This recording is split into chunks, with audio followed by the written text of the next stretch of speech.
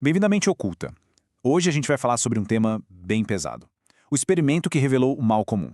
Vamos tentar entender até que ponto uma pessoa comum, pode ser levada a cometer atos terríveis simplesmente por estar seguindo ordens. Essa frase aqui, ela é poderosa e resume perfeitamente a nossa conversa de hoje. A ideia é que a capacidade de fazer o mal não é algo de outro mundo, sabe? Não é coisa só de monstro. Pelo contrário, ela pode brotar em qualquer um de nós, em pessoas comuns, quando a nossa bússola moral interna se silencia. É desconfortável pensar nisso, mas é fundamental. Então, vamos mergulhar fundo nisso. Em 1961, um psicólogo chamado Stellan Milgram fez um dos estudos mais famosos e, sinceramente, mais polêmicos da história da psicologia. O que ele queria entender era bem específico. Qual é a nossa disposição para obedecer a uma autoridade, mesmo quando as ordens vão totalmente contra o que a gente acredita ser certo? Essa era a grande questão. Perceba, o foco não era em pessoas más por natureza, mas em gente comum, do dia a dia.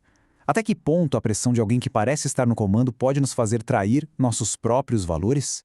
E a montagem do experimento foi muito engenhosa. Tinham 3 papéis na história. O verdadeiro participante do estudo era sempre o professor. O aluno, que era quem supostamente levaria os choques, era, na verdade, um ator. E, claro, o pesquisador, de jaleco branco, a figura da autoridade que dava as ordens. A tarefa parecia simples. A cada erro do aluno, o professor tinha que dar um choque elétrico, e a voltagem ia aumentando a cada erro. Agora, o ponto-chave, o que torna tudo isso tão tenso, é que os voluntários acreditavam piamente que os choques eram reais e muito dolorosos. E é aqui que a coisa fica realmente perturbadora. O que será que aconteceu quando os gritos de dor do aluno começaram a ser ouvidos? O que a maioria das pessoas fez? Olha, os resultados foram de cair o queixo. A esmagadora maioria dos participantes continuou a aplicar os choques. Foram até os níveis mais altos, os mais perigosos. Mas por quê? Milgram percebeu que eles entravam num tal de estado agentivo. Sabe o que é isso?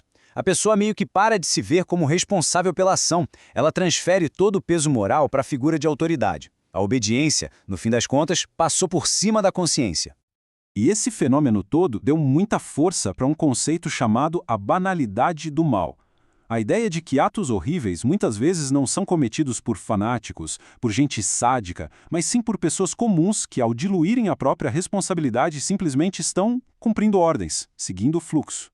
Mas veja bem, o experimento de Milgram não foi só um evento isolado dentro de um laboratório, não. Ele funciona quase como um espelho sombrio que reflete um padrão que a gente vê se repetir e repetir ao longo da história.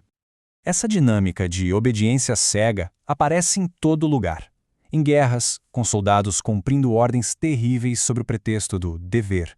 Em ditaduras, onde cidadãos se tornam cúmplices silenciosos por medo ou para se encaixar. E, pasmem, até hoje nas redes sociais.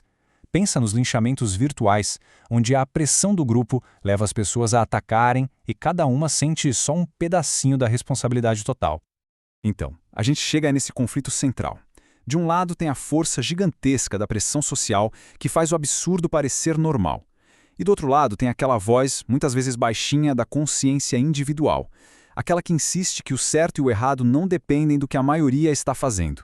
Só que a psicologia descreve o problema, mas talvez não dê todas as respostas. Para a gente entender essa condição humana mais a fundo, vale a pena olhar por uma outra lente, uma lente espiritual. Ela oferece uma perspectiva diferente sobre a falha e também sobre a redenção. A Bíblia nos dá o paralelo muito forte na figura de Pedro. Quando a pressão aumentou, quando o medo bateu, ele negou conhecer Jesus, seu mestre. Assim como os participantes do experimento, Pedro cedeu à pressão do ambiente, agindo contra as suas convicções mais profundas. Mas a história de Pedro não acaba na falha, e isso é o mais importante. Ela nos mostra um caminho. Primeiro vem a falha, o ato de ceder que expõe a nossa fragilidade. Depois, o arrependimento, que é aquele reconhecimento doloroso do erro. E, por fim, a graça, a chance de ser restaurado, de recomeçar, só que agora mais forte e mais consciente. A grande lição aqui é esta: o mal raramente se apresenta de cara feia, dizendo eu sou o mal. Muitas vezes, ele vem disfarçado de virtude, de lealdade, de dever, de obediência. O convite, portanto, é para uma vigilância constante da nossa própria consciência. E para a gente fechar essa análise, vamos refletir sobre uma última ideia. Uma pergunta que tanto o experimento de Milgram quanto essas reflexões espirituais colocam diretamente para cada um de nós. Então, a pergunta final fica no ar. Diante da autoridade, da pressão do grupo, do medo de ser diferente, o que serviria como âncora moral? O que nos impediria de simplesmente seguir o fluxo, ir com a manada? Não tem uma resposta fácil para isso, mas talvez seja a pergunta mais importante que a gente precise se fazer.